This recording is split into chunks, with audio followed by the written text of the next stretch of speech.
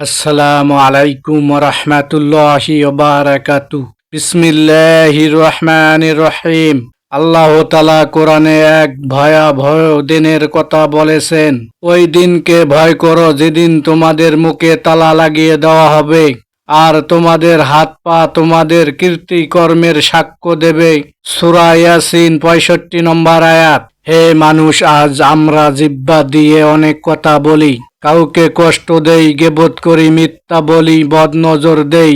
আমরা ভাবি সব কিছু ভুলে যায়। আমরা কি হারিয়ে যাই? না, কিয়ামতের দিন এমন একটি মুহূর্তে আসবে যখন আমাদের মুখ বন্ধ করে দেওয়া হবে।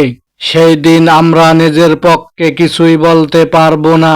কথা বলবে আমাদের হাত, সাক্ষ্য দেবে আমাদের পা। আজ যে পথে গিয়েছিলাম, হাত দিয়ে যা লিখছি, যা ধরছি, সব খুলে বলবে নিখুঁত ভাবে। সেই দিন কেউ বলতে পারবে না আমি করিনি, কারণ মানুষের শরীর হবে তার নিজের বিরুদ্ধে সাক্ষী।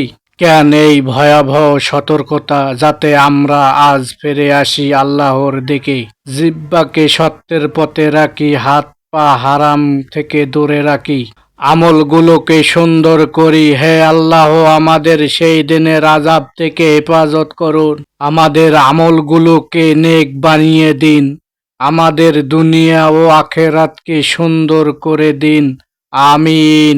প্রিয় ভাই ও বোনেরা, এই কথাগুলো যদি আপনাদের অন্তরে ছুঁয়ে যায়, চ্যানেলটি সাবস্ক্রাইব করে দেবেন এবং লাইক কমেন্ট করতে ভুলবেন না। ভালো থাকুন, সুস্থ থাকুন। আল্লাহ হাফেজ।